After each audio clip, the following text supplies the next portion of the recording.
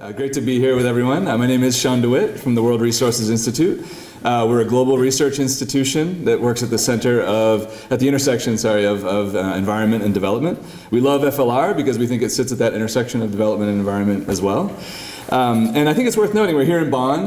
One of the most exciting things in 2017, as Stuart mentioned, is that this incredible milestone was reached where now more than 150 million hectares are now committed to this.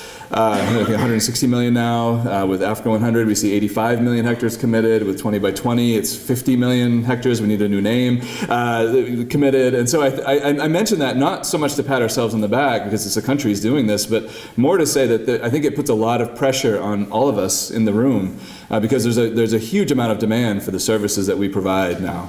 And so definitely feeling the pressure of that. Delighted to see so many old faces and new faces here. I'm in the second row, but I think I need to be in the fifth row at the next one of these because we need to continue to swell our ranks to try to meet this kind of growing demand.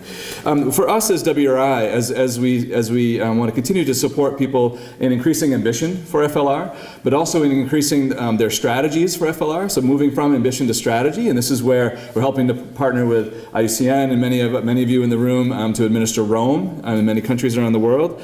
I think 26 countries now implementing Rome to improve their strategies. But the pressure that we feel is to figure out how we can best support implementation on the ground. The pressure we feel is to try to encourage more implementation, but also to be able to demonstrate what's happening through that restoration, through monitoring and other kinds of systems.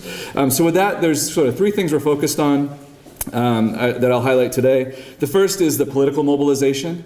And so here it's trying to be more targeted in terms of our support for political mobilization, building on the really strong support that we have from environment and forest related ministries and trying to diversify that into more of a whole of government approach, knowing that forest landscape restoration does cut across many of these disciplines. The second is on the financial mobilization. We will be launching a report on Tuesday, the Roots of Prosperity, the Economics and Finance of FLR, so something to stay tuned for, and I have an executive summary that I can share with you here.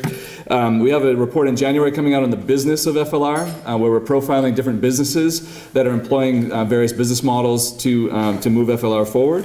But as Tim said, I think the big thing that we see, and there's a lot of money on the table for FLR. If we look at 20 by 20, there's $2.5 billion in impact investment looking for projects, but only 300 million have moved forward in the past 3 years, 40 projects. That's grossly insufficient, right? And so we want to try to figure out what role do we have and what role does everyone have in trying to build that pipeline. And then lastly, we want to focus more and more on monitoring. We do think this is really important, not only for accountability, but really for adaptive management. And we're working with FAO and many others to implement the Collect Earth tool in many places.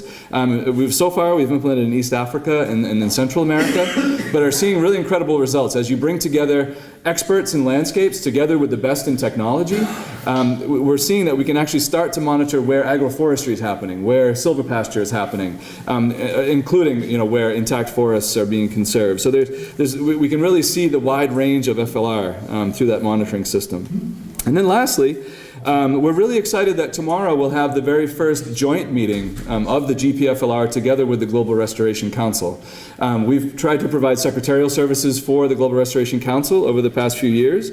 It's been slow getting out of the gate, but we're gaining a lot of momentum now. And the point of the meeting tomorrow is to try to understand, as we're trying to do this political mobilization, as we're trying to do the financial mobilization, what role can some of these influential individuals play in trying to help each of us to do that kind of mobilization, to open doors that would be harder for us to open, because sometimes that messenger does matter as much as message. So we look forward to the discussion tomorrow, and thank you for your time.